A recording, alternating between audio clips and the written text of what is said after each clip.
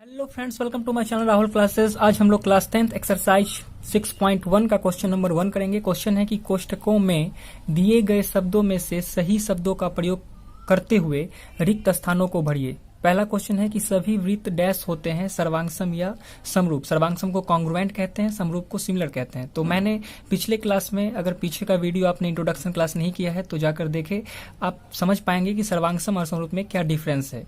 ठीक है, तो आप आसानी से क्वेश्चन को समझ पाएंगे। तो इसमें बोला गया है कि सभी वृत्त डैश होते हैं।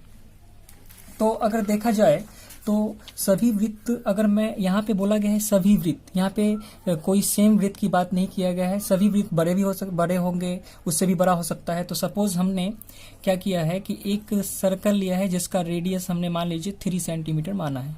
ठीक है, एक ये वृत्त है। उसके बाद एक सर्कल हमने लिया जिसका रेडियस हमने 5 सेंटीमीटर माना। तो समरूप होने का कंडीशन क्या है? समरूप होने का कंडीशन ये है कि इसके शेप मतलब होता है आकार, जिसका आकार, शेप की बात करें, जिसका आकार, और साइज मतलब होता है आमाप। तो जिसका आकार क्या हो, सेम हो। शेप क्या होना चाहिए? सेम होना चाहिए, लेकिन साइज सेम ना हो फिर भी चलेगा। ठीक है, यही कंडीशन था कि आकार क्या होना चाहिए, सेम होना चाहिए। अगर सर्कल है तो सर्कल ही होना चाहिए। अब ये नहीं कि सर्कल है और ट्रायंगल है तो ये दोनों समरूप नहीं हो सकते हैं। तो समरूप होने का कंडीशन और सर्वांगसम होने का कंडीशन ये है कि पहले तो शेप सेम होना चाहिए, आकार सेम होना चाहिए। इसमें साइज सेम नहीं है फिर भी क्या है, चलेगा। ठीक है, तो अगर यहाँ पे बात करें तो ये सर्कल है, तो ये भी सर्कल से कंपेयर कर रहे हैं हम। तो ये 3 है, ये 5 है, इसका साइज अलग है, उससे कोई मतलब नहीं है, ये सेफ सेम है। तो इसलिए ये सर्वांगसम तो होंगे नहीं, क्योंकि सर्वांगसम होने का नियम ये था, रूल ये था कि सर्वांगसम उसे कहेंगे, सर्वांगसम मतलब कॉन्ग्रुएंट उसे कहेंगे जिसका शेप और साइज दोनों क्या होना चाहिए, सेम होना चाहिए। शेप और साइज दोनों सेम होना चाहिए। अगर मान लीजिए ये 3 सेंटीमीटर का है और ये भी 3 होता, तब जाकर के ये सर्वांगसम कॉन्ग्रुएंट कहलाते। लेकिन यहाँ पे सेम साइज नहीं होने के कारण ये क्या हो जाएंगे, सर्वांगसम नहीं कहलाएंगे, क्या कहलाएंगे, समरूप कहलाएंगे। तो पहला का आंसर क्या हो जाएगा, समरूप होते हैं। तो लिख देंगे यहाँ पे समरूप होते हैं, क्योंकि यहाँ पे सभी वृत्त की बात किया गया है। सेकेंड क्वेश्चन है कि सभी वर्ग डैश होते हैं। सभी वर्ग क्या होते हैं, डैश होते हैं। अब बात करते हैं सभी वर्ग की बोला गया है। तो सपोज यहाँ पे हमने एक वर्ग बनाया, ठीक है, और एक वर्ग हमने ये बनाया। तो 2 वर्ग बनाया, 2 स्क्वायर हमने बनाया। स्क्वायर का जो एंगल है आपको पता है कि 90 डिग्री का हमेशा होता है, बनता ही है। इसके ईच एंगल क्या होते हैं, प्रत्येक एंगल क्या होते हैं, 90 डिग्री का होता है। ठीक है, इसका हमने 3 सेंटीमीटर साइड लिया, ये भी 3 सेंटीमीटर, ये भी 3, क्योंकि इसके सभी साइड आपस में क्या होते हैं, इक्वल होते हैं। और इसको हमने 5 सेंटीमीटर लिया, 5 सेंटीमीटर, 5 सेंटीमीटर एंड 5 सेंटीमीटर।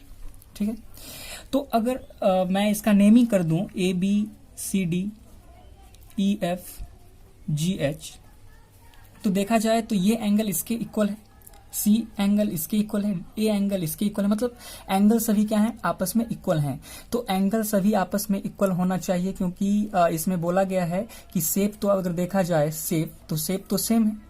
तो इसका शेप, आकार सेम है, इसका एंगल भी सेम है। लेकिन यहाँ पे लेकिन है, लेकिन ये है कि इसका जो साइड है वो आपस में इक्वल नहीं है।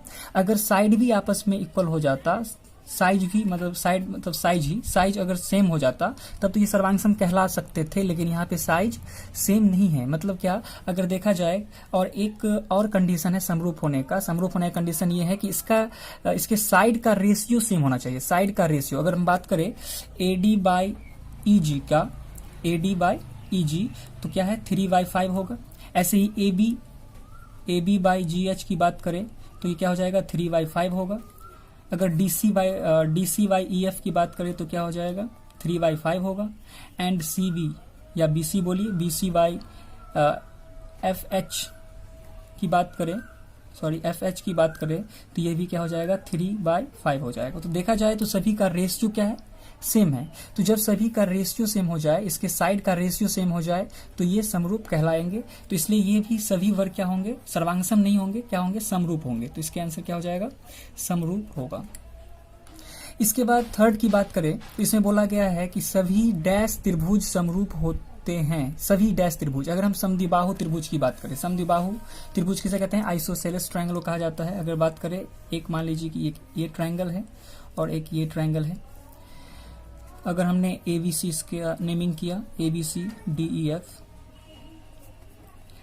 तो आइसोसेलेस ट्रायंगल समद्विबाहु त्रिभुज उस त्रिभुज को कहते हैं जिसकी दो भुजा आपस में बराबर हो। सपोज हमने ये साइड इस साइड के बराबर कर दिया और ये साइड इस साइड के बराबर कर दिया, और इसके ये जो साइड होते हैं, साइड के जो अपोजिट एंगल होते हैं वो आपस में इक्वल होते हैं। आपने पढ़ा होगा क्लास 9th में, ठीक है। तो ये भी इक्वल होंगे। तो कहने का मतलब ये है, ये एंगल 1 है, ये एंगल 2 है, ये एंगल 3 है, ये एंगल 4 है। तो अगर देखा जाए तो कोई रिलेशन इसके साथ ये नहीं बना रहा है, न ABDE के इक्वल है, कुछ भी साइड हो सकता है। इसके बाद अगर हम बात करें तो एंगल 1 ये कुछ भी हो सकता है, ये भी कुछ हो सकता है। एंगल भी यहाँ पे कोई मेंशन नहीं किया गया है, जैसे यहाँ मेंशन किया गया था कि ये 90 डिग्री दोनों में है, लेकिन इसमें कोई मेंशन किया नहीं गया है। तो ये तो समद्विबाहु त्रिभुज कभी समरूप होंगे ही नहीं, ठीक है। अब हम समबाहु की बात करते हैं। समबाहु त्रिभुज क्या होता है, तो चलिए समबाहु पहले जानते हैं। समबाहु को कहते हैं इक्विलैटरल ट्रायंगल। इक्विलैटरल ट्रायंगल जो होते हैं उसके सभी साइड आपस में इक्वल होते हैं और इसके सभी एंगल जो है आपस में इक्वल होते हैं, ठीक है। तो अगर हम बात करें ABCDEF, ये आपको दोनों सेम दिखता होगा, लेकिन सपोज हम 3 सेंटीमीटर मान ले, इसको 3 मान ले, इसको 3 मान ले, अगर फिर इसको 5 सेंटीमीटर मान ले, 5 सेंटीमीटर मान ले और 5 सेंटीमीटर मान ले, ठीक है। अगर एंगल है तो आपको पता है कि समद्विबाहु त्रिभुज के प्रत्येक एंगल जो होते हैं, ईच एंगल कितने डिग्री का होता है, 60 डिग्री का होता है, ठीक है। तो angle A equal to 60 degree, मतलब प्रत्येक एंगल इसका 60 होगा। तो ये 60 डिग्री, ये भी 60 डिग्री और ये भी 60 डिग्री होगा, फिर ये भी 60 डिग्री, ये भी 60 डिग्री और ये भी 60 डिग्री का होगा। तो यहाँ पे गौर से देखें तो समद्विबाहु में यहाँ पे कोई मेंशन नहीं किया गया था एंगल, लेकिन यहाँ पे तो मिल रहा है ना, सेम एंगल मिल रहे हैं।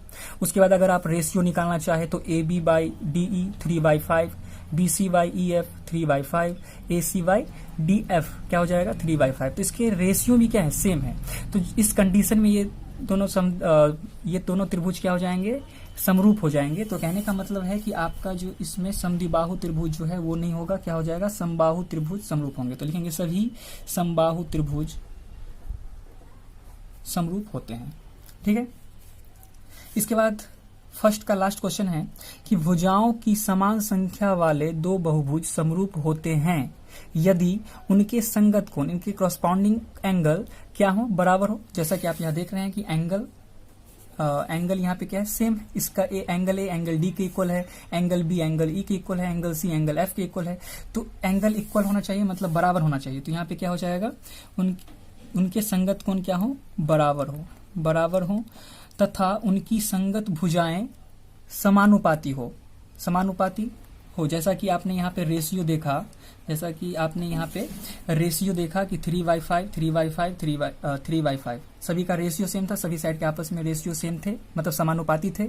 तो इसी तरीके से ये क्या हो जाएंगे, फिल इन द ब्लैंक्स हम कंप्लीट कर लेंगे।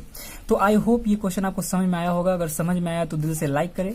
मेरे चैनल तो अभी तक सब्सक्राइब नहीं किया है तो जरूर सब्सक्राइब कर ले, बेल आइकन को प्रेस करना ना भूले ताकि नए वीडियो आपको जल्द से जल्द मिले। मिलते हैं एक छोटे से ब्रेक के बाद, तब तक के लिए good night, take care and bye, thank you.